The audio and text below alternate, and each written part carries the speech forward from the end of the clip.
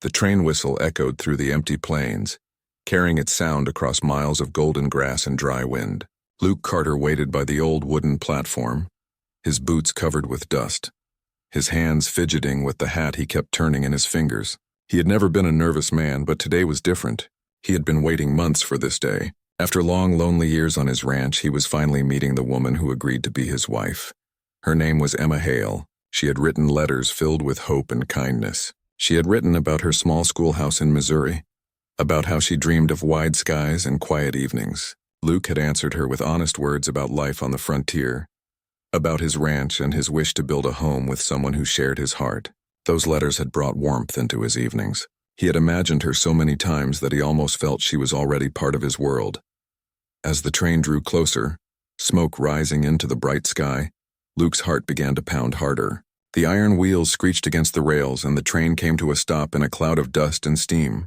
People stepped down, miners, families, drifters, but his eyes searched only for one face. Then he saw her. A young woman stepped off the train, clutching a worn leather bag. Her dress was travel-stained but neat, her dark brown hair tied with a blue ribbon. She looked around nervously until her eyes met his. For a moment, neither spoke. Luke felt something twist in his chest. She was even more beautiful than he imagined, but there was something else in her eyes, something like fear or sorrow. He stepped forward, tipping his hat. "Emma?" he asked softly. She nodded, forcing a small smile. "Yes, I'm Emma Hale." Her voice trembled slightly, but she met his gaze with quiet strength. Luke smiled and took her bag. "Welcome to Kansas, ma'am. The wagon's just over here." They walked together toward the wagon. The air smelled of dust and dry sage. She kept glancing behind her as if afraid someone might follow. Luke noticed but said nothing. He helped her up, climbed onto the seat beside her, and flicked the reins.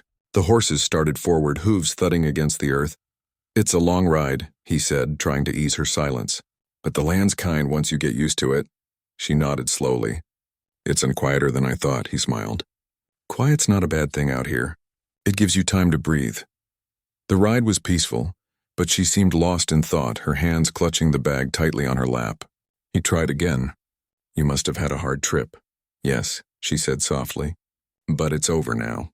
That's what matters." When they reached his ranch, the sky was turning orange and pink. His small white house stood alone under the wide sky, a thin line of smoke curling from the chimney. She looked at it silently, and for a second he thought he saw tears in her eyes.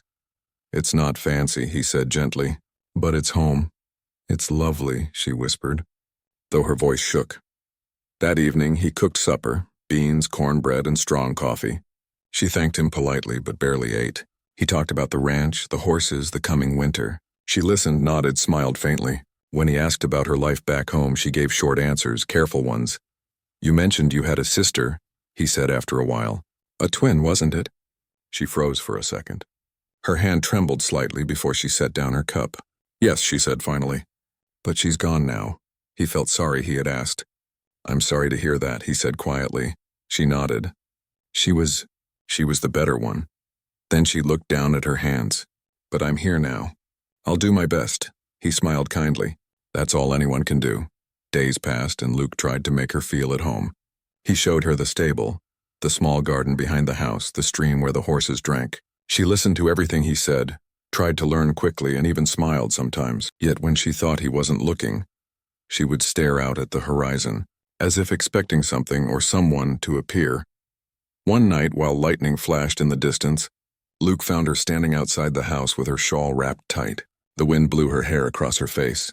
"Storm's coming," he said gently. "You should come inside."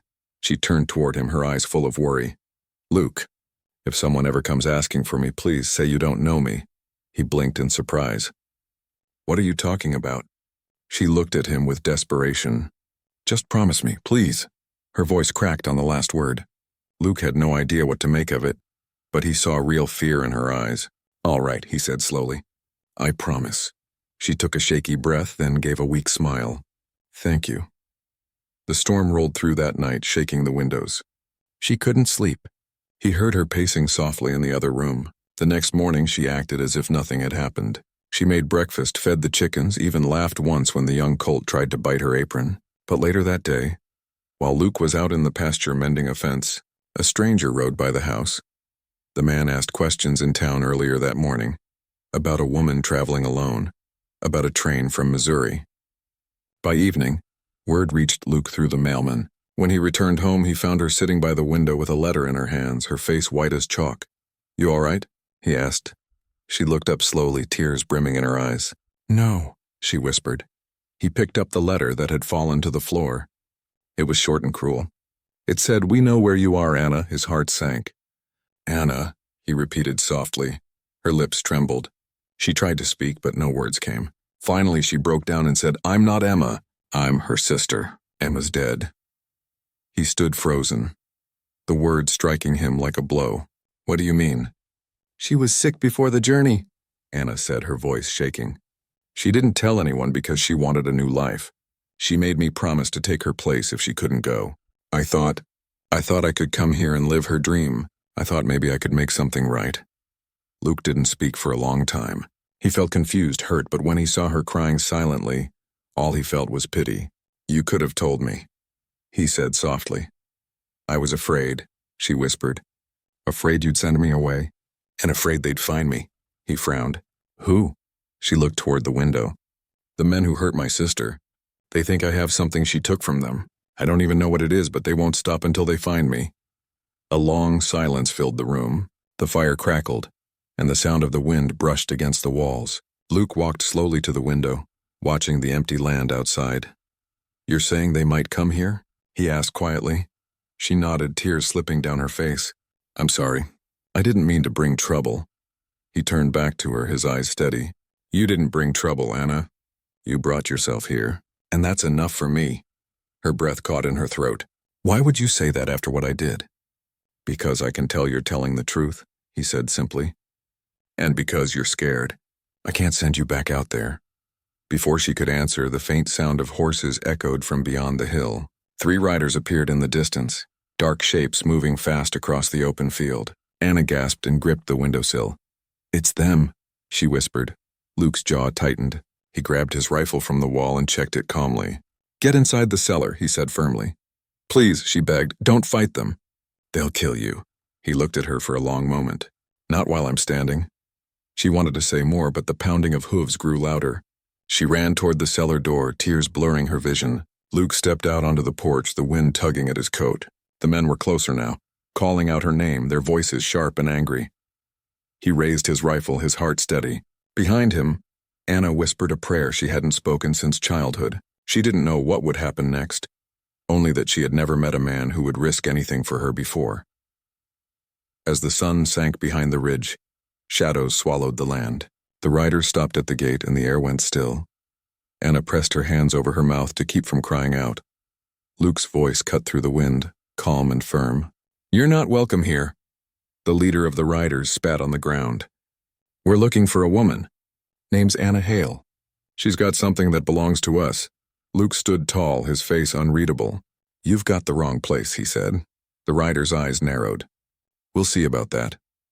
And as the wind swept across the plains, Anna realized that her secret had not only followed her, it had found her. And now someone else would have to pay the price for it. The 3 riders stopped near the gate, their horses restless under the orange glow of the setting sun. Dust swirled around them, and their shadows stretched long across the ground. Luke stood on the porch with his rifle steady in his hands, his boots planted firm. Inside the house, Anna crouched near the window, her heart beating fast, her fingers clutching her shawl. She could hear the voices outside, but not the words. Fear crawled through her chest like fire. The man in front wore a dark coat and a wide hat that hid most of his face. His voice was rough and cold when he spoke. "We're looking for a woman. She got off the train from Missouri. She came this way." Luke's voice stayed calm. "You're on private land. There's no woman here by that name." The man tilted his head. "You sure about that, Cowboy? Folks in town said a lady came on the same train you were waiting for." Luke didn't blink. "You got bad information?" For a few long seconds, no one moved. Then the leader smiled slowly. "If you're lying, it'll go bad for you." Luke didn't answer. He stood like stone until the riders turned their horses and rode off toward the hills. He waited until they were only small dots in the distance before lowering his rifle. Anna stepped out of the house, trembling. "They'll be back," she whispered. He nodded. "I know, but not tonight." She looked up at him, her eyes filled with guilt. "You shouldn't have done that." They'll hurt you for protecting me. Let them try, he said quietly.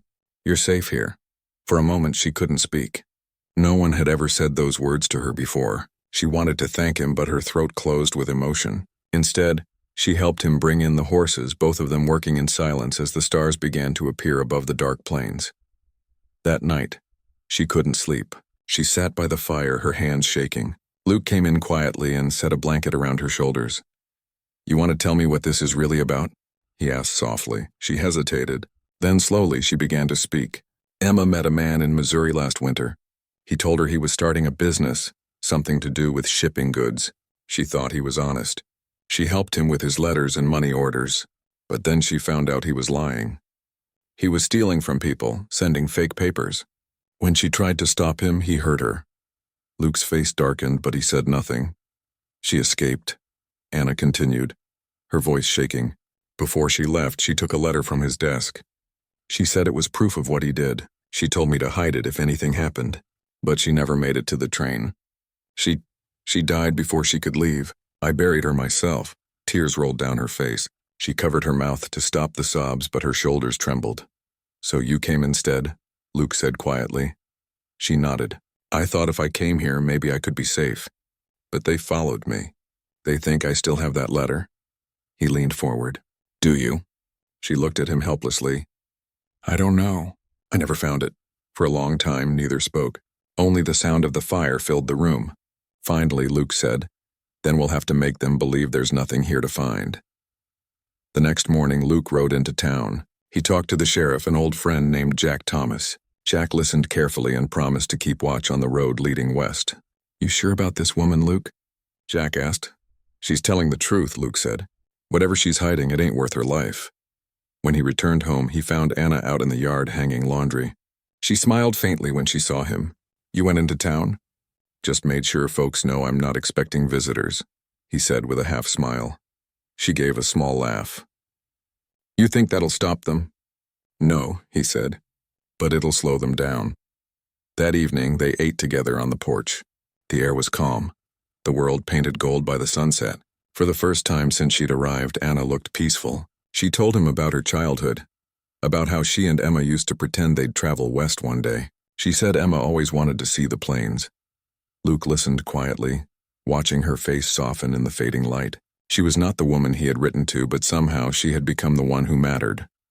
When darkness came, they heard a sound again, the distant thud of hooves. Luke stood, eyes narrowing. Stay inside, he said. But this time it wasn't the three riders.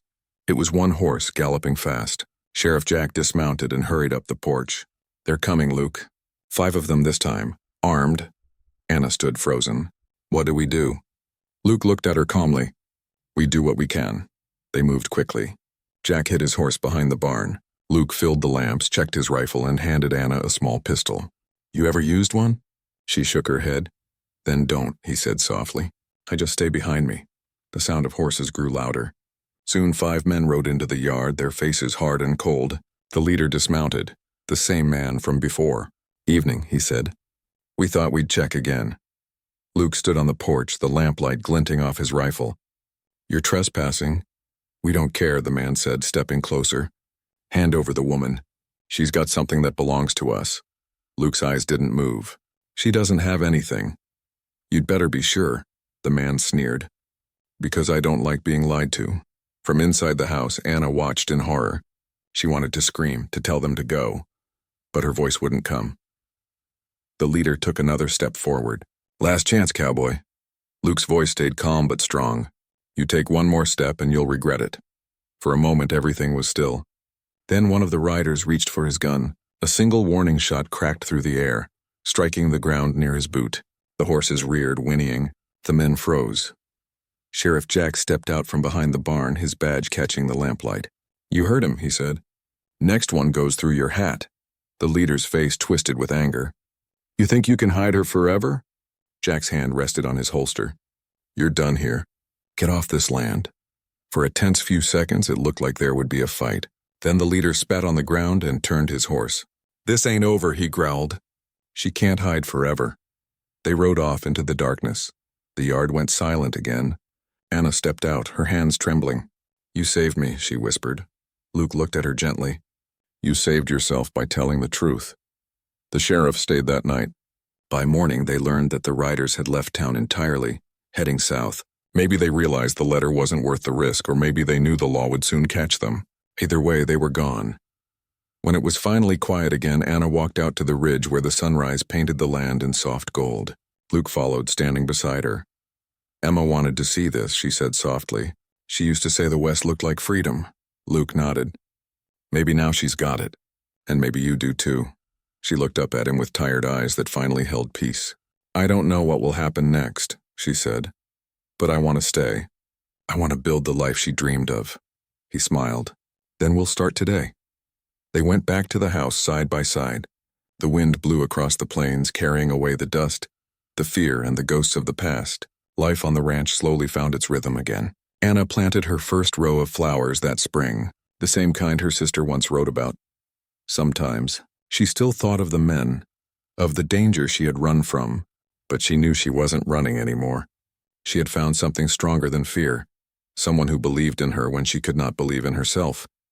And on quiet evenings, when the light turned soft and the prairie stretched endless before them, Luke would look at her and think how strange it was, that a twist of fate had brought the wrong woman on the right train, and how that mistake had given both of them a second chance at life. The cowboy no longer waited at the station. His bride had come in a way he never expected, carrying sorrow and secrets. But she had brought with her the one thing his lonely heart had always needed: truth, courage, and the kind of love that begins not with promises, but with forgiveness. And out on the horizon, the land glowed golden again, as if even the West itself had forgiven the past.